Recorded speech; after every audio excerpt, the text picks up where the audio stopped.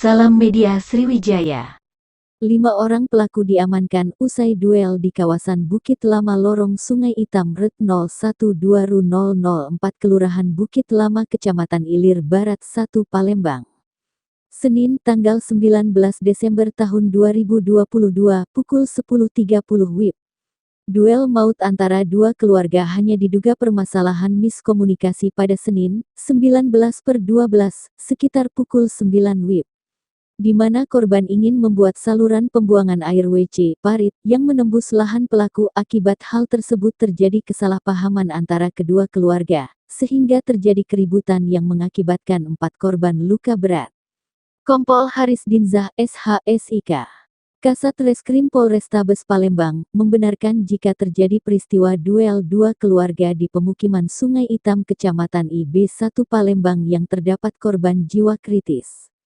Memang benar sekitar pukul 9 WIB kami menerima laporan dari masyarakat telah terjadi penganiayaan berat berawal dari adanya kesalahpahaman antara dua keluarga, ungkap Kompol Haris.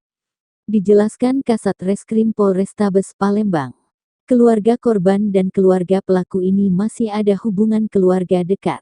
Mereka ini masih keluarga dekat, lalu berawal dari kesalahpahaman kedua belah pihak. Korban yang ingin membuat saluran pembuangan air WC, dan dari keluarga satu tidak terima, berakibat dari itulah terjadi kesalahpahaman, jelasnya.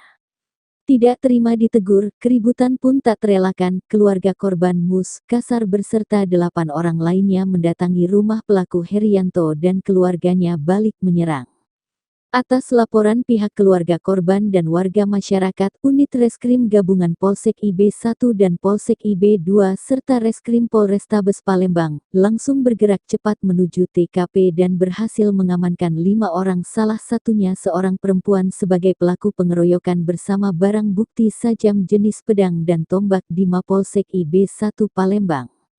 5 orang pelaku yang langsung diamankan di Polsek Ilir Barat 1 Palembang, yaitu Waliadin bin Arifin, 22, Fahri bin Herianto, 18, Arifin bin M. Nur, 64, Herianto bin Tony, 60, dan Linda Sri Hartati binti Arifin, 43.